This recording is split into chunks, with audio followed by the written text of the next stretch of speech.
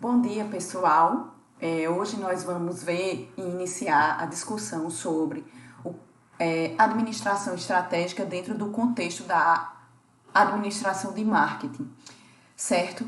De maneira geral, o que nos interessa nessa disciplina, nessa aula especificamente, é entender como as variáveis do macroambiente impactam as atividades de marketing e a definição estratégicas das trocas. Então vamos lá.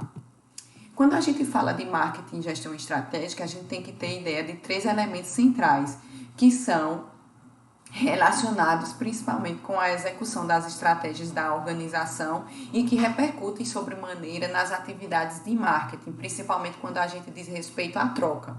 E aí, nesse entendimento, a gente analisa que a primeira questão que relaciona marketing e gestão estratégica diz respeito à identificação das exigências dos clientes. Ou seja, primeiro é necessário identificar e comunicar as necessidades dos clientes para toda a organização, criando de forma mais linear e disseminando a cultura do negócio para toda a organização, de forma que isso repercuta, positivamente nas necessidades dos clientes.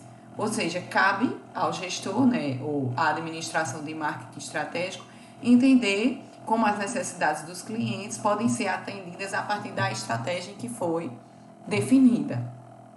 E aí, para fortalecer e explicar melhor essa relação, é preciso entender quem é o usuário e quem é o comprador do produto. No segundo momento, nós temos aí o posicionamento competitivo. E nessa questão é central a gente analisar, nessa relação entre marketing e gestão estratégica, qual é o mercado em que a organização deve atender a partir da estratégia que ela definiu. Quais são os mercados mais atraentes ou quão bem a empresa consegue atender a esse mercado a partir das ofertas de marketing que ela elaborou. E por último, cabe conduzir os recursos para a satisfação dos clientes. E de que forma, ou seja, de que forma o alinhamento de todos esses recursos voltados para a estratégia executam a satisfação do cliente ou entregam a satisfação do cliente. Cabe a nós nos questionarmos, e orientar nossa ação para entender de que forma a estratégia organizacional definida naquele momento pode e traz resultados positivos para a satisfação do cliente, para o valor percebido, para a fidelidade e assim por diante. Ainda nessa discussão, é fundamental, então, a gente tomar como ponto de partida alguns questionamentos. Primeiramente, quais são? Relativos à administração estratégica. Primeiramente, quais são? Quais são os acontecimentos no ambiente que afetam o desempenho da firma? E aí, no contexto em que nós estamos vivendo, nós podemos mencionar diversos acontecimentos que impactaram de sobremaneira o desempenho das firmas, inclusive a própria pandemia, que é um exemplo fundamental que gerou uma adaptação por parte dos diversos modelos organizacionais dos diversos setores e que exigiram uma reformulação da troca. Mas pegando os exemplos, por exemplo, de empresas alimentícias, restaurantes, obviamente muitas empresas tiveram que se adaptar ao delivery, atividade que muitas delas não estavam prontas para entrar nesse mercado. Quais os papéis, então, que a organização deve manter em relação aos interessados? Quais são os papéis, então, que as empresas poderiam, como eu posso dizer assim, assumir nesse momento de pandemia? Dentro do contexto dos restaurantes, eu posso dizer um exemplo central, que é a oferta do delivery, todos os cuidados sanitários necessários às entregas dos produtos, com oferta de álcool em gel, cuidados com o manuseio do produto e tudo mais. Qual o objetivo da organização e por que ela existe? Esse questionamento tem muita relação com a missão e a visão da empresa. Por último, aí nós temos como garantir a vantagem competitiva. Lembrando que vantagem competitiva é tudo que a empresa tem, que mais ninguém tem e que é difícil de copiar. Anotem isso, tá? E como organizar o trabalho da organização para implementar essas estratégias.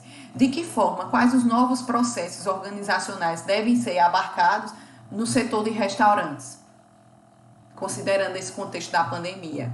E aí cabe uma reflexão, certo?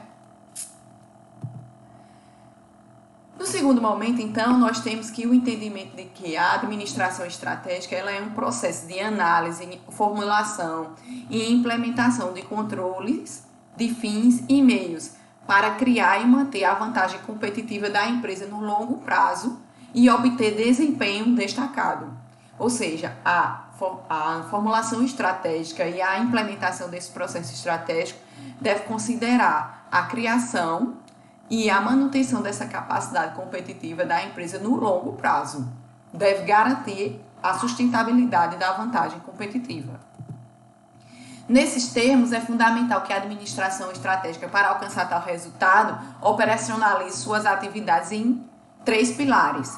Primeiro, afirmando compromissos em que a empresa vai explicitar quais são as questões centrais que caracterizam o seu negócio, as principais decisões e ações críticas que vão ser fundamentais para o futuro da empresa. Deve também analisar e dar bases para a gestão ou para os gestores, definindo os fins e os meios principais para a empresa. E por último aí, nós temos a necessidade de guiar, priorizar e integrar decisões, em que vai haver a necessidade de elaboração de um planejamento estratégico de forma clara e objetiva para direcionar e mostrar o que é prioridade e integrar essas decisões de curto e longo prazo para impactar tanto no futuro da empresa como também dando orientação para as bases da gestão. Nesses termos, nós temos aí uma ilustração do que seria a estrutura organizacional de uma empresa. E aí nós temos 3 níveis. O nível corporativo, o nível de unidade de negócio, né? E o nível operacional. E aí nós temos o entendimento de que quanto mais complexo, mais amplo, mais macro, maior a dificuldade na análise de decisões, nas decisões e nos objetivos. E aí, quanto mais operacional, ou seja, mais concreto, mais de curto prazo, nós temos uma redução do horizonte de tempo, da incerteza, da abrangência das decisões, da complexidade, dos custos, da irreversibilidade das decisões e do impacto delas sobre a atividade organizacional.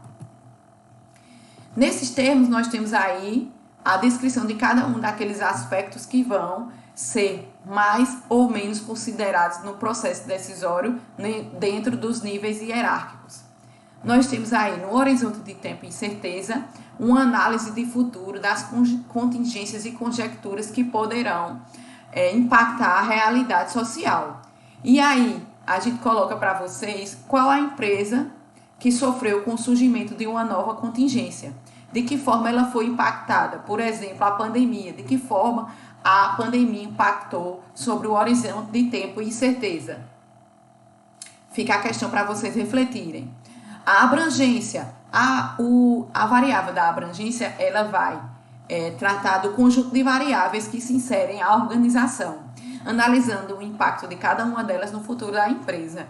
E aí nós vamos ter empresas que são mais voláteis, né, mais suscetíveis ao conjunto amplo de variáveis, e nós vamos ter também empresas que são menos impactadas por essas variáveis. Quanto maior for a abrangência de variáveis que impactam sobre a empresa, maior o nível de complexidade. E aí nós temos a variável complexidade, que vai tratar exatamente da necessidade de desenvolver habilidades que sejam capazes de analisar um vasto conjunto de dados, combinar raciocínios estruturados com intuição para elaborar cenários, estruturas, pensamentos que vão direcionar as atividades da empresa, tanto em nível operacional como em nível estratégico. Já com relação ao custo, nós temos que entender que todas as decisões, sejam elas operacionais ou estratégicas, desenvolvem um nível de custo, podendo ser financeiro ou de tempo, né? Financeiro, que é o custo próprio da operação, como também de tempo, o tempo para executar aquela decisão.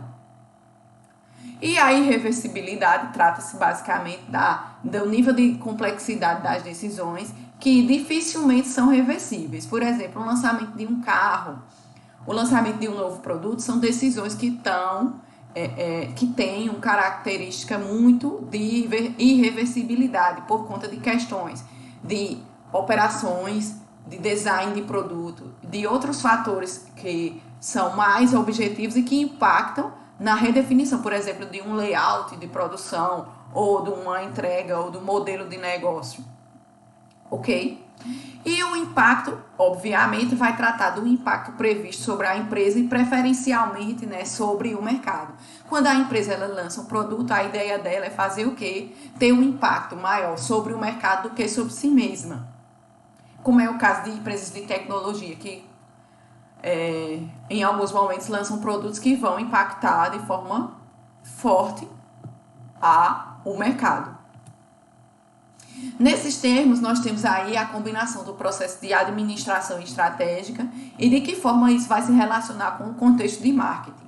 A priori, nós temos aí uma posição competitiva mais presente e o desejo de uma posição competitiva no futuro, em que nós temos a necessidade de análise do contexto externo, em que estão os ambientes macro e micro. No macroambiente, nós temos o demográfico, o econômico, competitivo, legal, científico e tecnológico. E o microambiente, que nós temos os consumidores, os intermediários, os concorrentes e os fornecedores.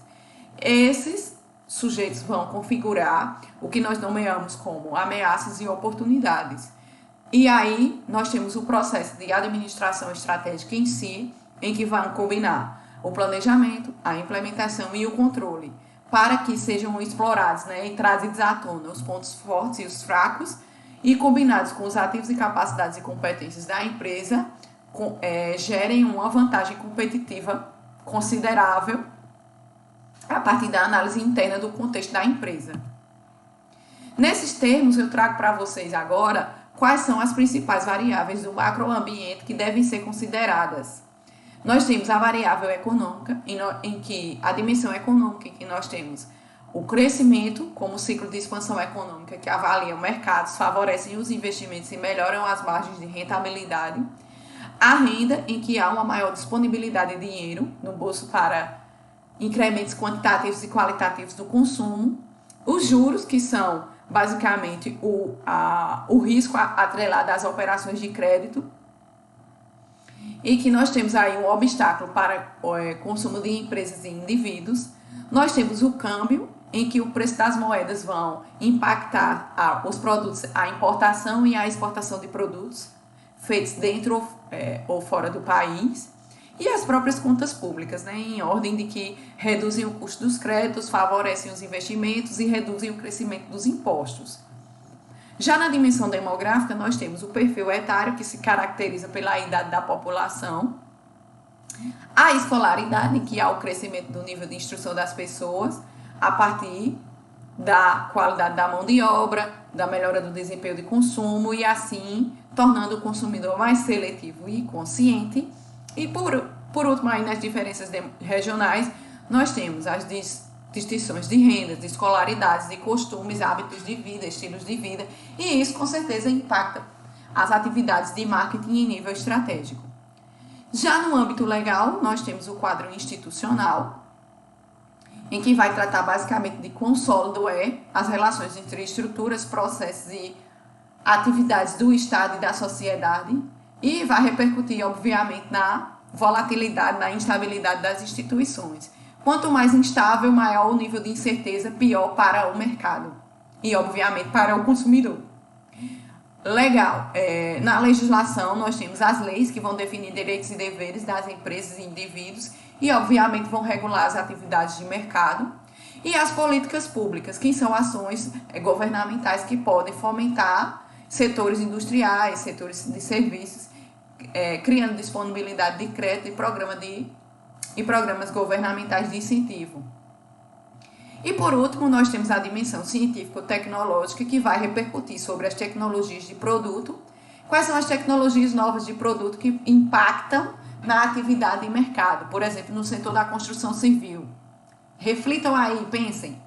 Quais são as tecnologias de produção, por exemplo, que podem impactar também na atividade comercial? De que forma os novos processos de negócios estão impactando a atividade de determinado setor? Essas são as principais variáveis que vão influenciar a atividade de marketing estratégico.